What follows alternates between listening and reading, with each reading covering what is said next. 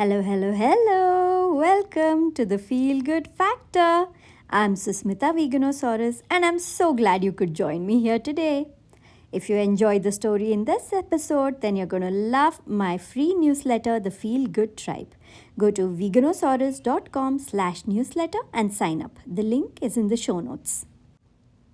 Here, catch, said Anu and tossed the envelope to me 2 rows away. The sharp edge could have hurt me if I'd attempted to catch it properly. So instead, I fluttered my hands vaguely and let it drop onto my backpack at the back of my chair. Thanks, I smiled, hoping she hadn't caught the half a moment of expectation on my face. Where was my gift? We all always got little gifts and greeting cards for each other for our birthdays, the whole gang.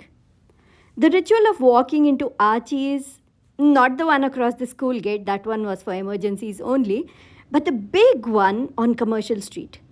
Browsing the aisle, surreptitiously peeking through the romantic and Valentine's and anniversary collections on our way to the birthday section with hope in my teenage heart, and then moving on to the birthday cards, carefully lifting one by one, caressing its edges, being specially careful with the glittery ones, choosing just the right card, the perfect envelope for it.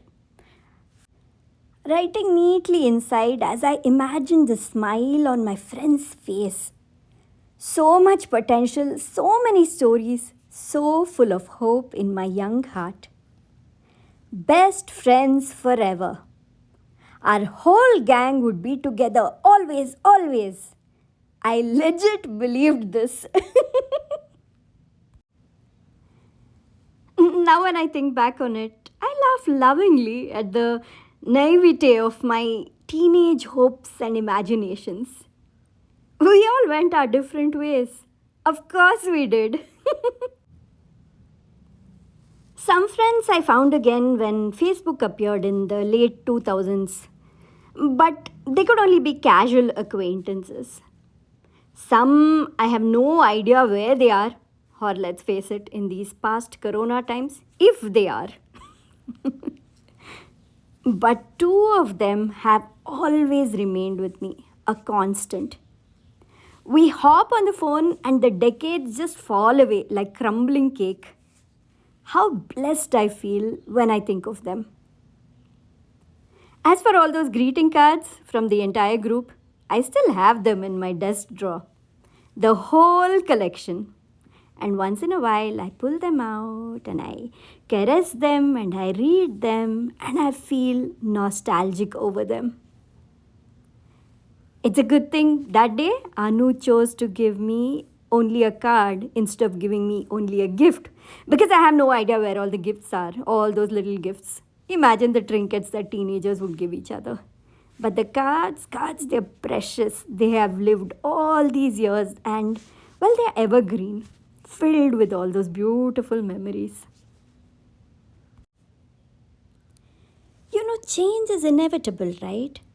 So, right now, in this moment, if we think, this is what I want with my life, these are the things, these are the people, this is the way things are supposed to go, and if we don't get it, we get upset, we get irritated, we get angry, we let it bring us down. But the things we want, the things we value, these keep shifting and changing. Just because something is super important to me right now in this moment doesn't mean it's going to be important to me later. 1 year down the line, 5 years down the line, 10 years down the line. So when we accept that, whatever comes, whatever goes, things change, transform, and go with the flow of life, what brings us, where life takes us, we're so much happier because nothing is as important as we think it is. And I don't mean this for just the tiny little things. I mean it in terms of your business, the direction it's taking, your creative projects, your opportunity to create more, your relationships, the people in your life right now who you think are the most important people ever, and you think they're going to be there forever. They might not. What's meant to be will be. But we don't have to be attached to any person, any situation, any outcome, because you never know.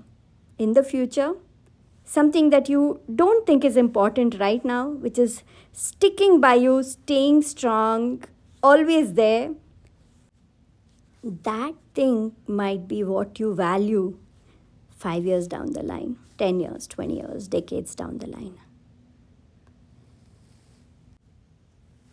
None of us are so wise that we know what's truly important, what isn't. And this whole definition of what's truly important keeps changing and shifting and transforming anyway.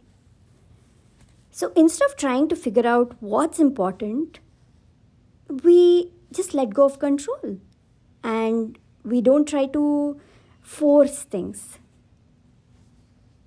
We take action, we try to be as good as we can, right? Compassionate, kind, loving, all of that. Then we step back, surrender, and go with the flow. Go where the universe takes us. Receive things that come to us, let go of things that aren't meant to be in our life anymore.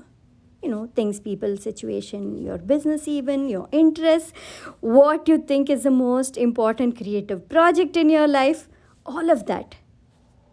You take action, then you surrender and let what's meant to be, let it be. When we step a little back, we can watch things with detachment from a place of curiosity and then let things be the way they are meant to be and enjoy that process. Be more flexible so that as you flow through life, things are easy for you. Think back on a few things you wanted last year or the year before or maybe even 10 years ago. Just think back to some other point in your life where you thought, this is it, this is what I want, no matter what, this is the most important thing to me. And now, you don't even really care about it. It doesn't even matter anymore. I'm sure there are many things like this that you can think of in your life. And then, when something is torturing you right now, like, oh no, I want it, I'm not getting it, making you struggle right now, remember the other thing that you let go of that you don't care about anymore. Remember that so that it'll make this process easy for you right now. All right, thank you for listening to the Feel Good Factor. Don't forget to sign up for my newsletter, The Feel Good Tribe. Veganosaurus.com/newsletter.